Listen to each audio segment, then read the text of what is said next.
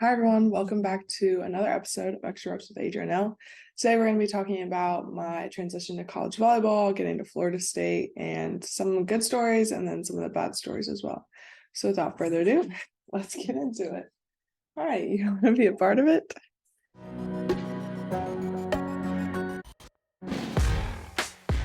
So to be honest, this is my second time, maybe even third time now recording this episode, just because there's a lot of complex situations that go on while I was down at Florida State.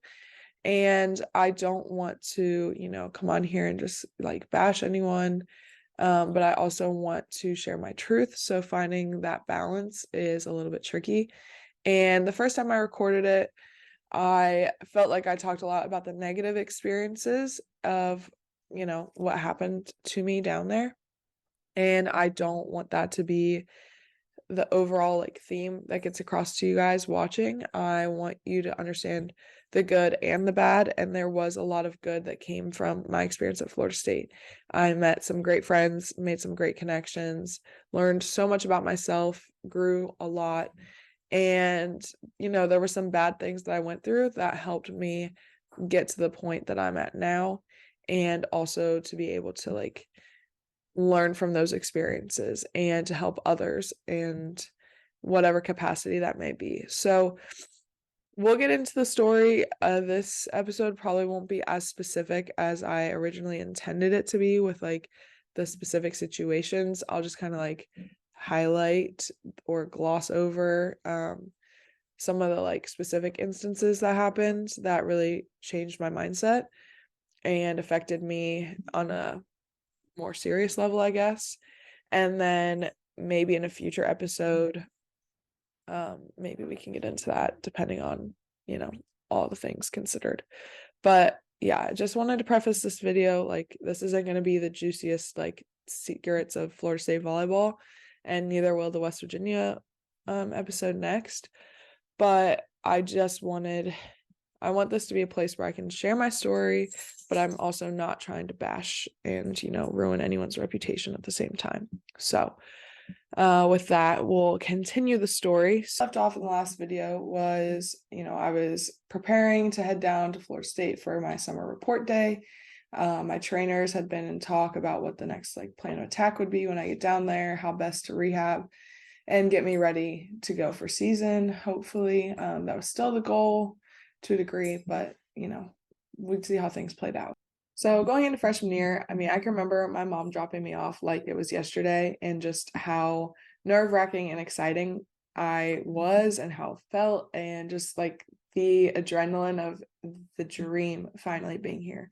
I'd worked so hard. I had, overcome so many things as we've talked about to get to this point. And to finally step foot on campus, to be moving in with my future teammates and best friends, to just have everything come to life was so exciting.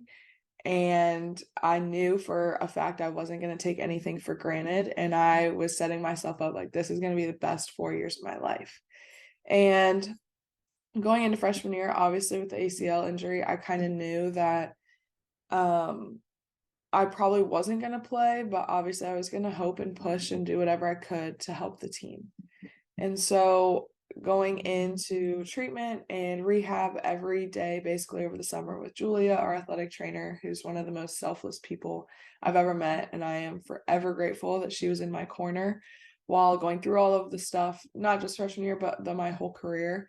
And to have her in my life is just amazing. She's a one-of-a-kind person and did so much for our team and for me individually. So I can't speak highly enough about her and the rest of the medical staff at Florida State and everything they did for us.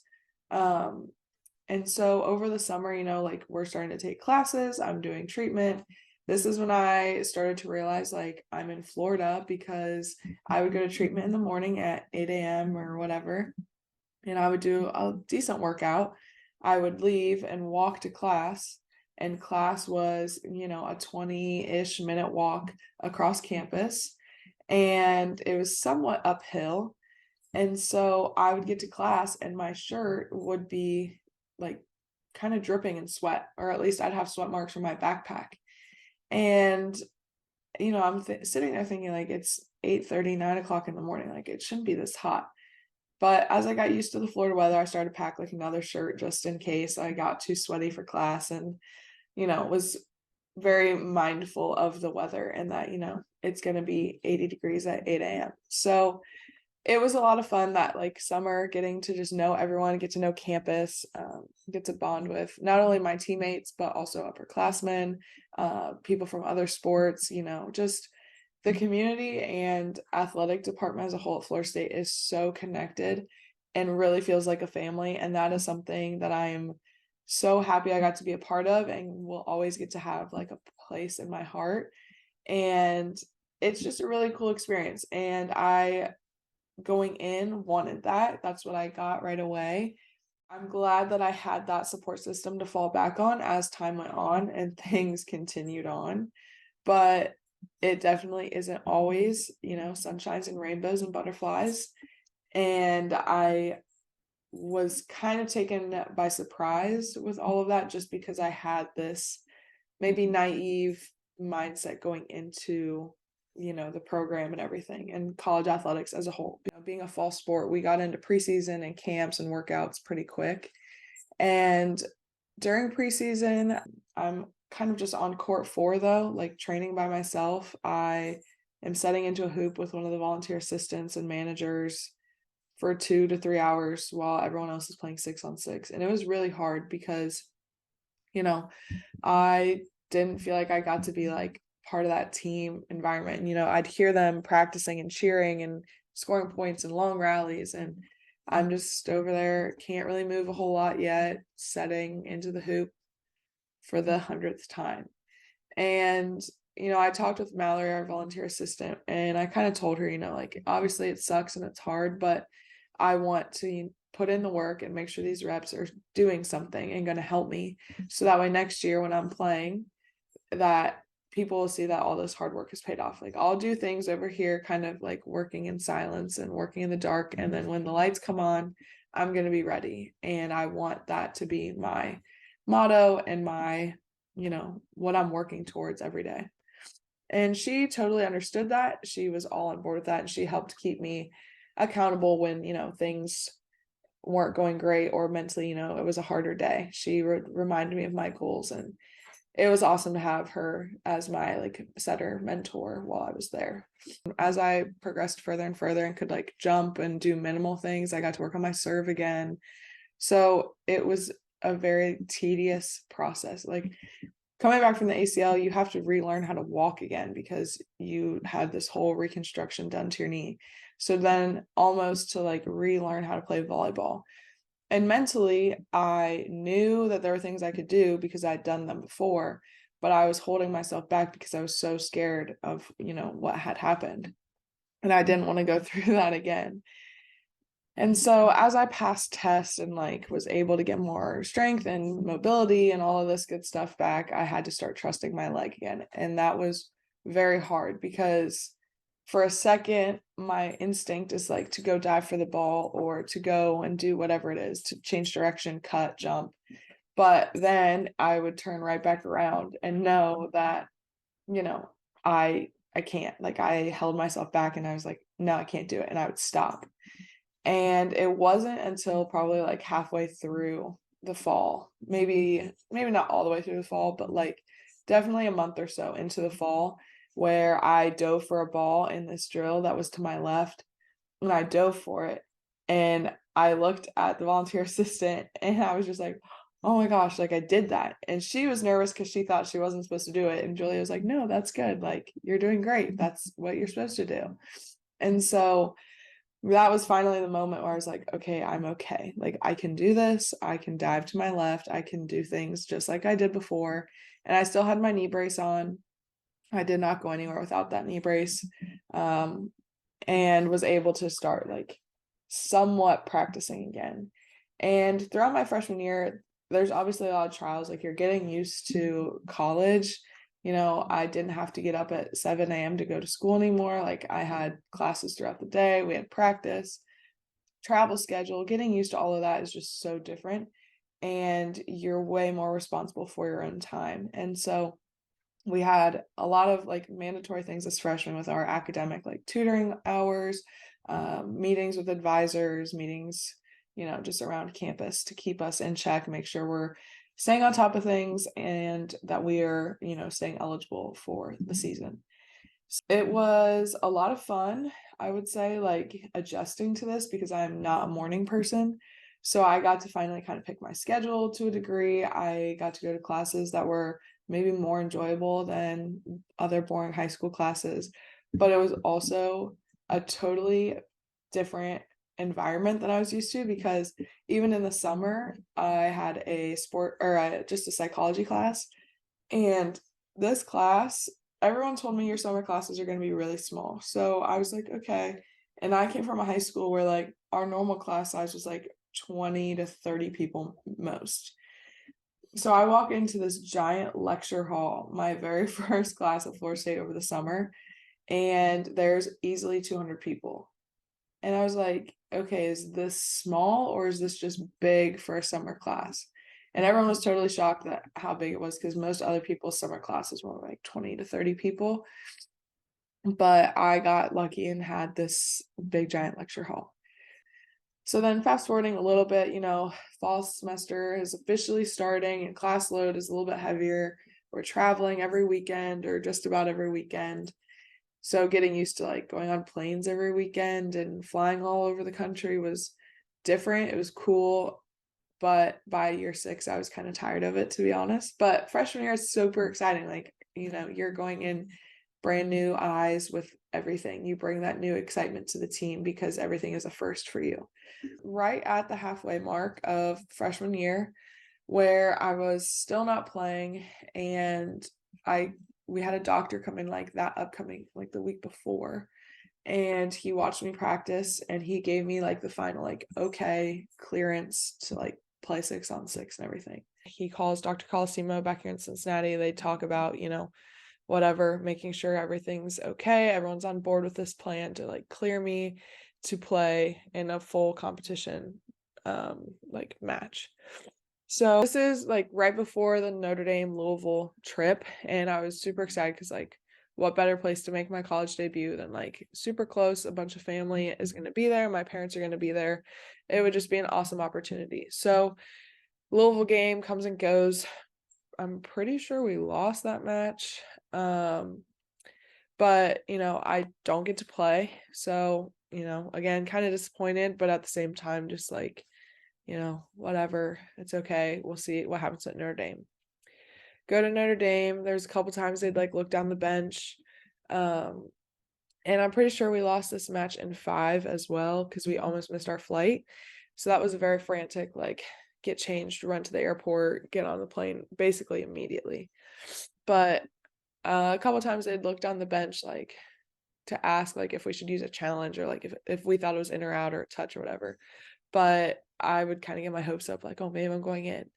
And then, no, never got subbed in. So it was what it was, and I was just like, okay. I talked with Julia, and we had, like, made all the paperwork official, like, I qualified to be medically redshirted, and I set up a meeting with my head coach to, like, discuss, wanting to redshirt because there's a certain, like, time frame you have to do it within, and I also didn't want him to, like, put me in later in the season, and then I waste a season, and there's only, like, I only went in for, like, 3 points or something. So talked with him, and I don't know if this is how he like intentionally meant for the meeting to like come across to me, but it seemed like he was trying to kind of like guilt me into not redshirting because he was telling me stories of like there were other people before that said they wanted to redshirt and then they didn't, and someone got hurt and then they were able to become this like all-American player because they didn't redshirt. It wasn't right for me at the time to not redshirt.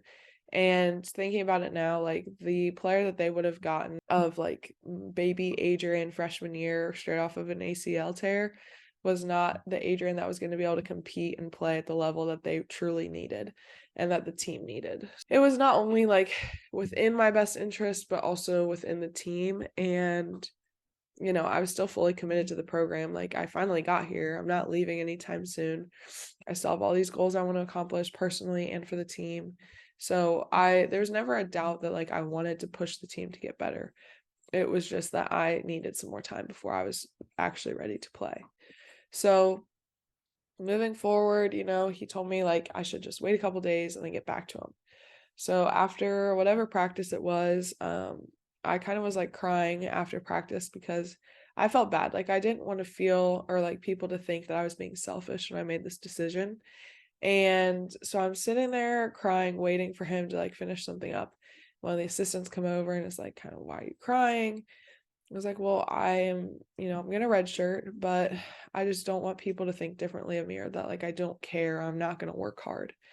And so, we talked for a little bit and then talked to the head coach and was just kind of like, he was not very supportive of the decision and was just kind of like, well, maybe like your fifth year, you can go play somewhere else because like we won't have scholarship for you and you can go play kind of at like a small school somewhere else. At first it wasn't any, like I was like, okay, cool, whatever.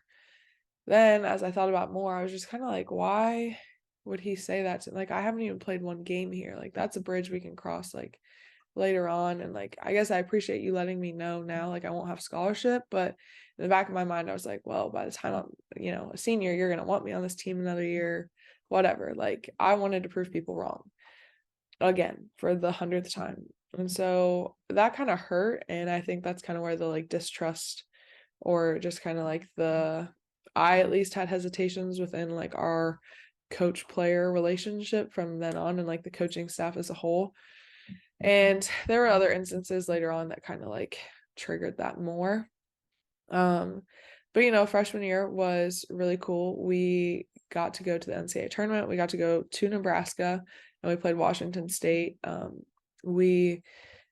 So like playing at Nebraska was really cool. We didn't play Nebraska and we lost to Washington State, but for a freshman, again, it's so cool. You get Nike Christmas, you get to go on all these plane rides every like weekend, essentially. You're playing at really cool venues and you're at one of the best colleges in the country. So I couldn't imagine life getting much better. So then when winter break hits, I was like, okay, I need to work really hard.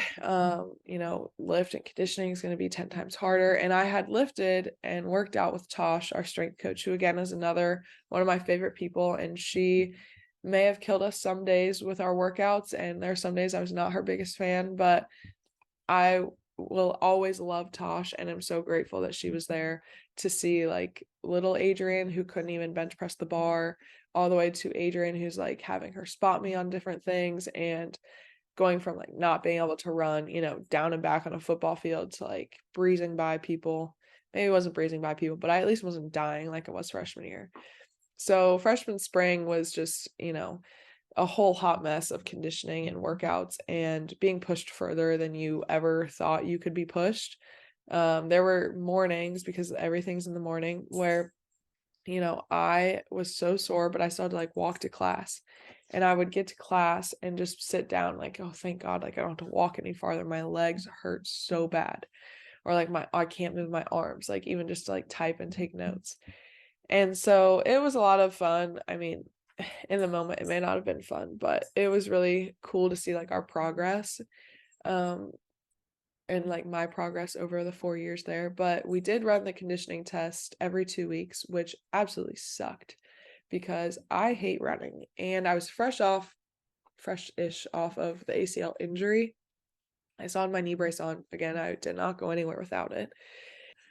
We did this test every 2 weeks, like every other week.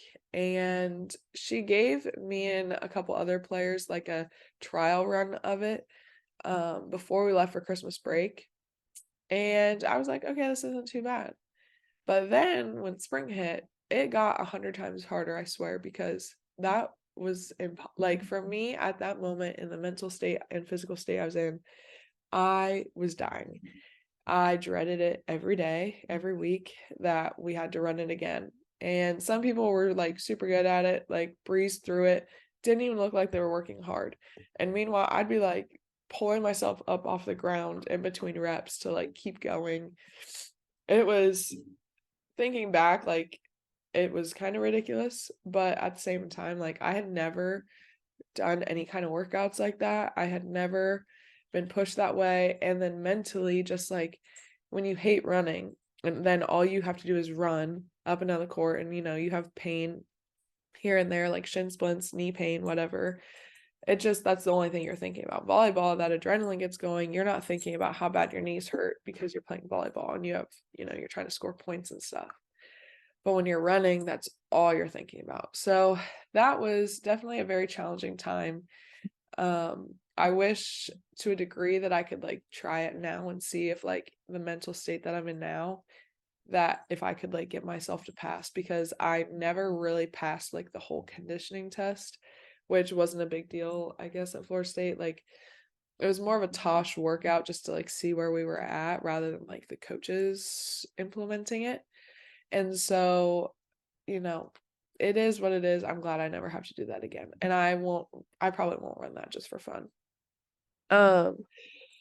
But then sophomore year and even that spring, like with workouts and stuff, like my confidence grew exponentially with setting. Like I was stronger. I could set the ball further distance with less effort. I was getting confident in my connections with my hitters and like, we're having so much fun like on the weekends, during the week. It didn't matter. Like we were best friends. And that team culture was something that I will forever cherish because it's very hard to find that at other schools. And so going through, sophomore fall, we're having a great time. We're doing really well. We lost to Florida. I never did get to beat the Gators, but that's fine. But we make it to the tournament again. And so we are just like, I don't know. It's hard to explain because this team was so special. Like everybody on that team was like a sister to me. I loved my upperclassmen. I was super excited for the freshmen to like come in. And I was so excited for my own progress and like where I was at with, just how I was like performing and the steps I wanted to take, to go pro. And at the time, still wanting to play in the Olympics and everything. Then going into like the spring of my sophomore year, going into junior year, I felt like I was unstoppable. Like my setting, I could set the ball wherever I wanted on a dime. I was stronger than I had ever been before. Conditioning was still definitely a struggle, but I was getting better at it. And I knew what to expect now, so it wasn't as much like being caught off guard. And I was mentally stronger and knew, I was going to survive, I was going to live. And that was one of our like mottos. The one year was like, but did you die? Whatever Tosh put us through, we knew we were going to survive, even if, our legs were super sore and we couldn't walk and we were straight in the ice bath after every workout. But yeah, it was just a great, great experience. Like I was making so many friends. I was, a part of SAC, which is Student Athlete Advisory Council. So a couple representatives from each team come together and meet and like talk about everything on campus, talk about, individually sports, how those are going, anything we can do community service wise, what's going on in the NCAA, like just anything that needed to be addressed for the like athletic department that was handled within those meetings. But it was also such a fun time to like, you had dinner, you were sitting with people that maybe you weren't going to meet otherwise or wouldn't have a conversation with otherwise. And that is part of what like the XL and all of this is kind of like inspired by, is those conversations with people and getting to know, each other at a deeper level than just being, a football player or a swimmer or a volleyball player. Like that there's more to the story, more to the person that meets the eye. And that's also which leads into WILD, which is another part of like the SAC. So WILD is Women in Leadership Development. And that was just female student athletes. Anybody and everybody could come. Sarah Petronio was, or like still is, the leader of that. So she helped with SAC and then she also did WILD. So again, you're sitting with people that you may not have ever met. They may be freshmen, they may be seniors, grad students. They may be from different countries. Like you learned so much about all of these different people that made up our athletic department in our community. And it was just a very special time, and you could be vulnerable without being like scared of judgment. You could share stories, you could relate to people because similar problems are happening on other teams, whether it was an individual issue or like a team issue. And that was always kind of a cool like connection to be able to make, that like you're not in this alone. Other people are going through it or have been through that before. Those things were all so fun. At this point, volleyball was still very much a outlet for me. I loved volleyball and was still just as set on going to the Olympics, playing pro, all of that good stuff.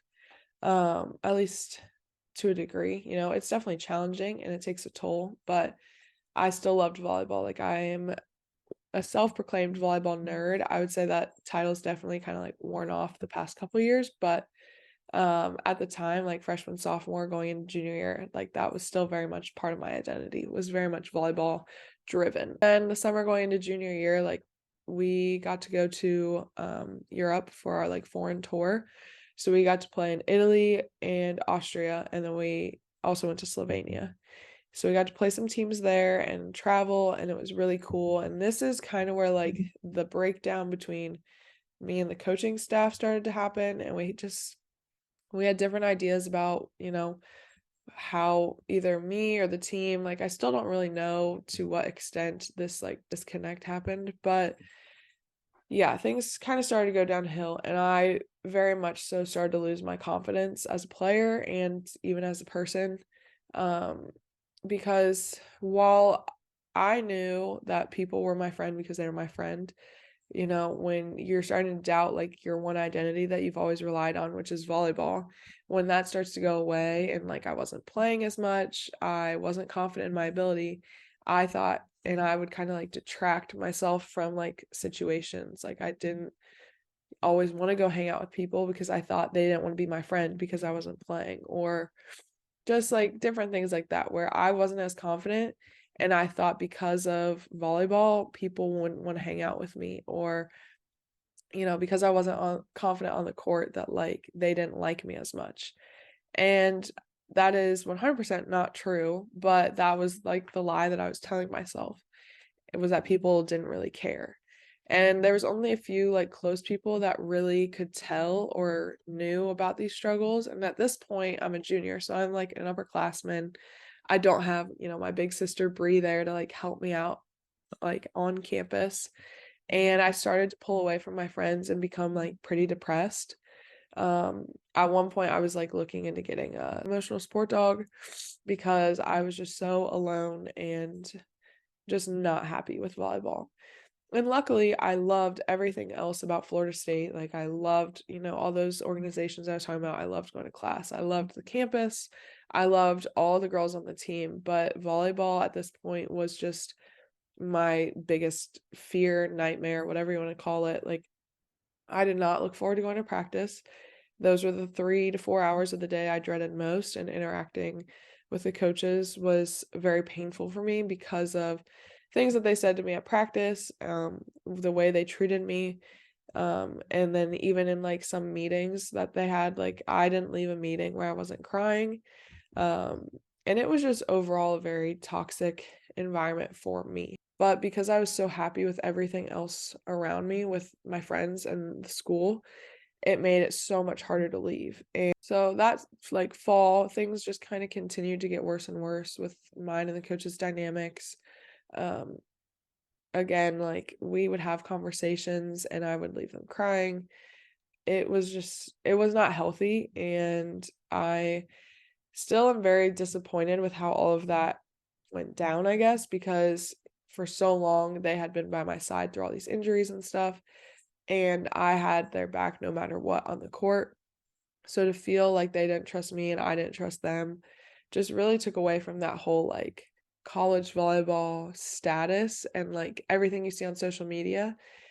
There's so much more to it behind the scenes, which again is part of this platform too, but just the idea that like things weren't living up to my expectation. And as much as I don't like to admit, I am not necessarily a control freak, but I like to be in control. And when things that I thought were in my power and like my abilities were kind of taken away, it made it even harder for me to accept like what was happening. And it was really hard. Like my parents would try to call, I was just kind of like, it's good. I don't want to talk about volleyball. I don't want to I don't want to talk about this. I don't want to talk about that. And, we used to talk on the phone for like 3 hours at a time. But at this point, my junior year, it was, maybe 30 minutes because I didn't care. I didn't want anyone else to know that like I was struggling because it's also hard, like, when someone else would reach out from home or whatever and be like, "You're so lucky you play, college volleyball and you're at Florida State."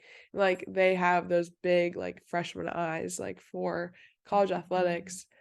But for me sitting there, I didn't wanna seem ungrateful for this opportunity. Like, I'm on a scholarship to one of the most prestigious academic and athletic institutions, and I'm sitting in my apartment miserable, and I haven't moved in, 5 hours, and I'm barely eating. And the one thing I'm supposed to love and be able to rely on is now my worst nightmare, which was totally different from how it was in high school. In high school, the rest of my life was kind of like up and down and all over the place.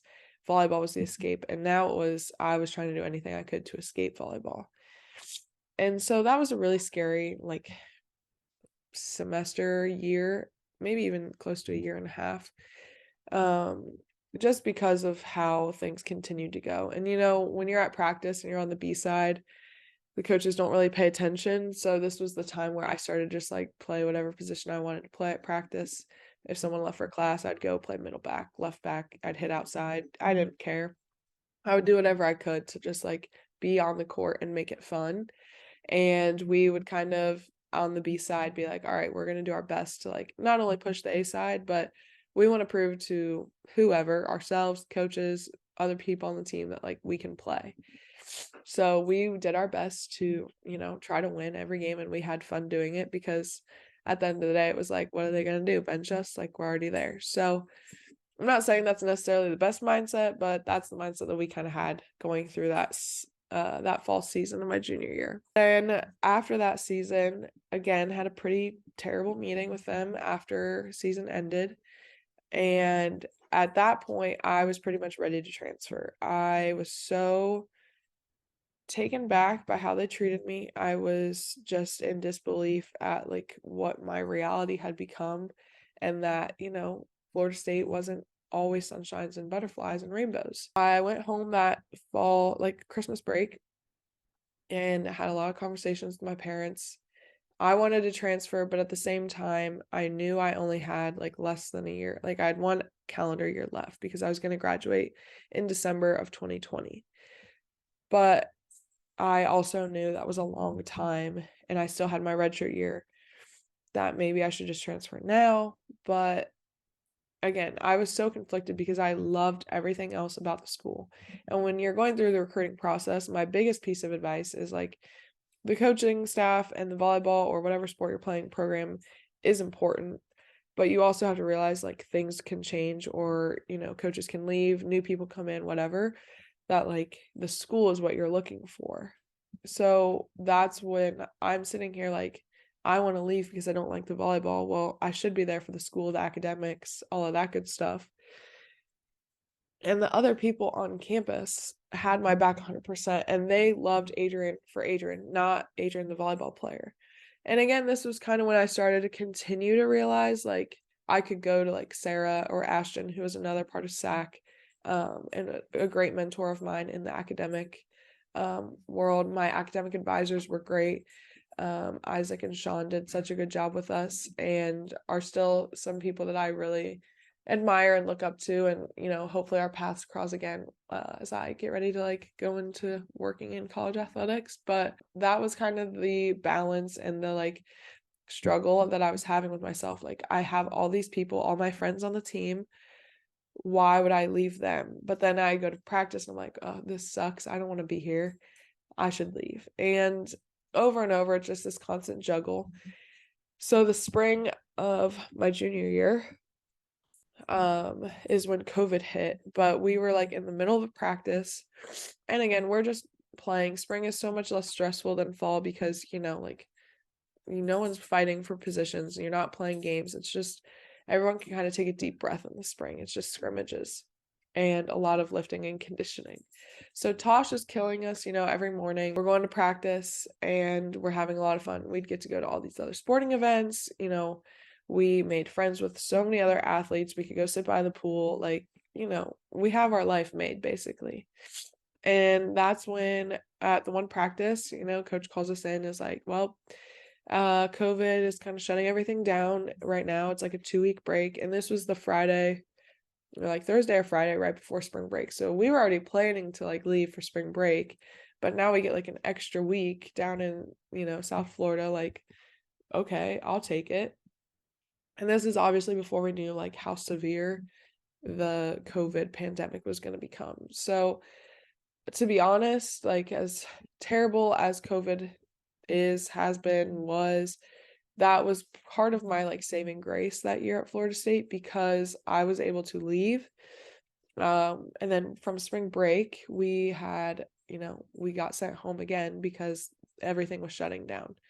So we went home, like I went home for 2 to 3 months at least and was able to just completely get away and not have any kind of like worry or concern about Florida State volleyball and was just able to like live and do things I want to do. I was so much happier.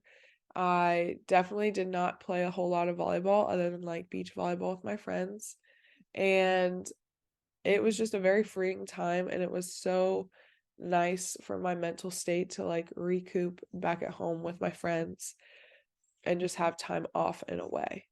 Moving forward, like at this point, I only have like one semester left because it's the summer and I just have to finish that fall and then I'm graduated and then I'll transfer because at this point, I'm not going to transfer. Like, I don't know what credits are going to roll over. I don't want to be behind. I want to stay eligible and I want to get a degree from a great institution. My roommates and I decided we were going to finally come back to campus. We kept getting like report dates and they kept getting moved because of COVID and stuff.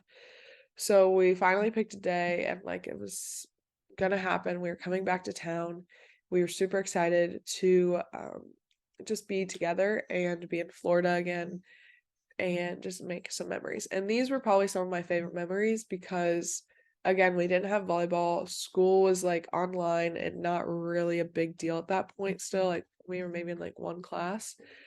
And it was just so fun. We would get up, we'd go play beach volleyball with some of our friends because the only people on campus were other athletes. So it was like basketball, football, soccer, us. So we just had a great time. We'd go play beach volleyball. We would go sit by the pool. We'd have game nights. We would hang out on the rooftop. We had, whatever we wanted to do, we could do it. And we got to do it together, which made it 10 times better. And there's some great stories, great memories of, us four and a couple other of the girls on the team coming over and just spending time together and, being college kids. Because that was the most normal college experience that we were ever going to get where we didn't have volleyball ruling our life.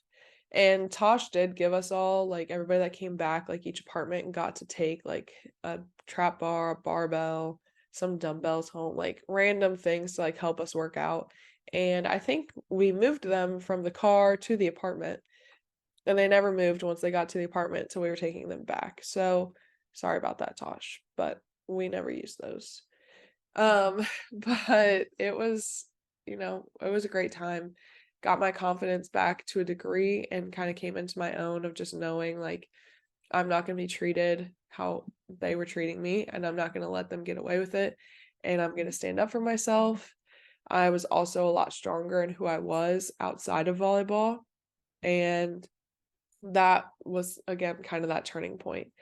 To like be told that I wasn't mentally tough or just to be told like your expectations are too high or you're being selfish was really hard to hear. But that like fall season was definitely challenging. I mean, mentally I was a lot more confident in who I was, how I was going to be treated, and I wasn't going to let people just walk over me. I knew who I was outside of volleyball and that I think helped tremendously because I stopped just comparing myself or stopped identifying it's just like what was said in the box score and really, thinking about like the impact I have on people around me, the impact others have on me, and that it has nothing to do with volleyball. Like they could care less if I'm an All-American or if I'm a bench warmer. Like they still are going to be my friend because of my personality, like who Adrian is and what I stand for. And so that's again has stuck with me clearly very much and is just a great life lesson for everyone. Just unfortunate, the way I had to learn it, but you have to learn somehow. That fall season, we were all kind of hoping to a degree it would get canceled because some other conferences had canceled their season. And we were just kind of hoping like maybe we would get out of it. We could just all hang out in Florida, go to school, maybe train. I could enter the portal. We could be together, but not have to worry about volleyball. But unfortunately, that wasn't the case. And so we had the ACC like split up into like 3 or 4 pods. I think it was 3 pods, and you would play like your little teams in your pod to like restrict travel, whatever. Well, we went to Georgia Tech, played, got killed, bus back. Then the next weekend, I think we went to Miami. I think it was that next weekend we went to Miami, and we all came back.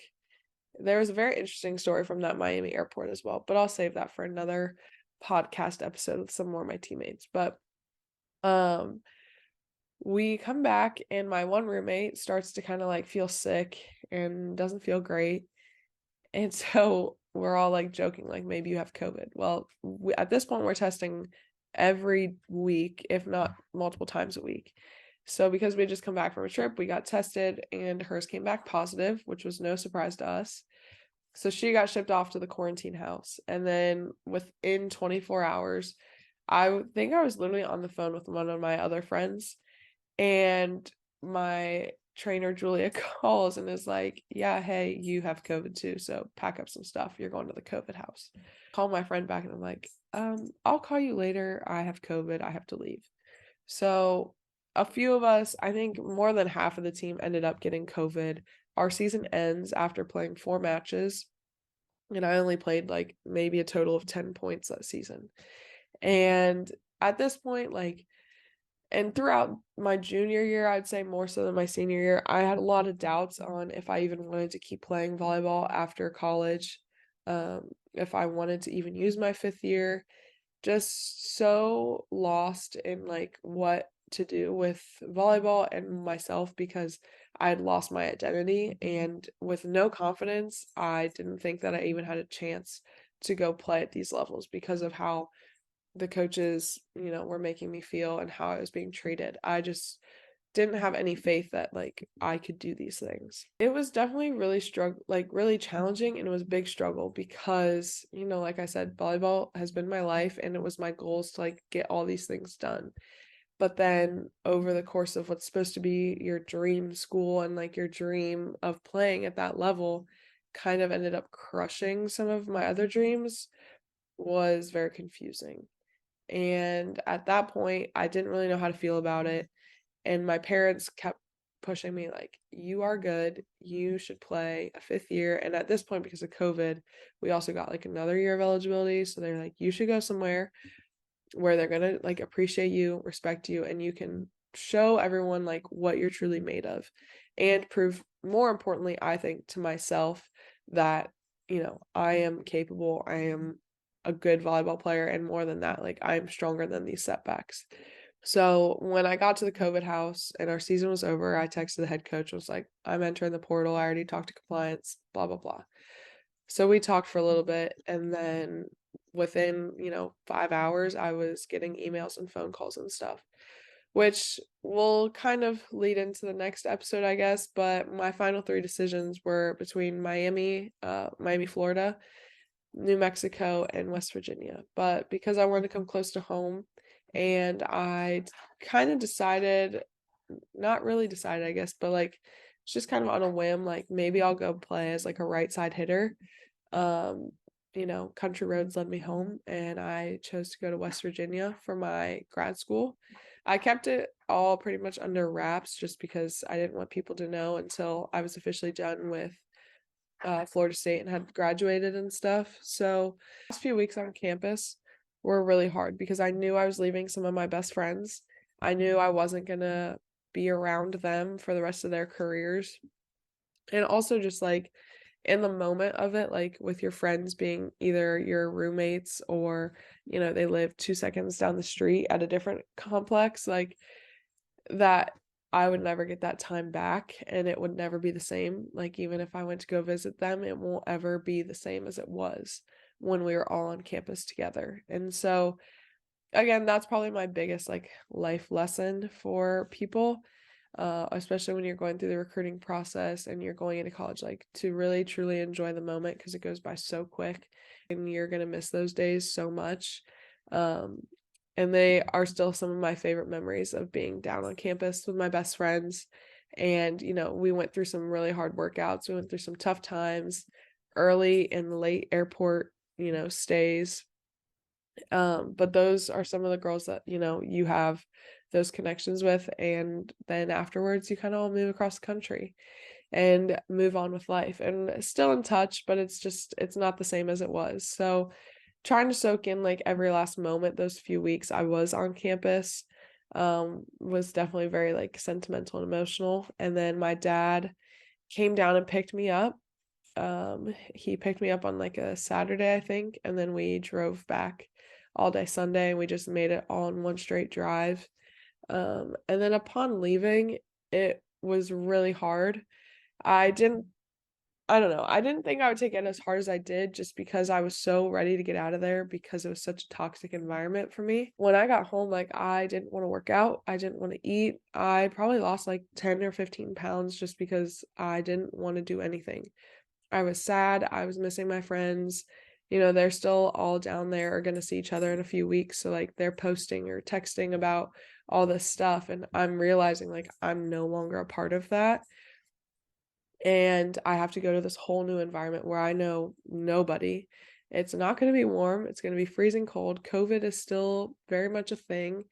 I'm playing a new position, and just so many unknowns. And even though what I knew at Florida State wasn't like healthy for me, I knew what to expect, and it was like kind of a comfort zone, even though it wasn't a good one.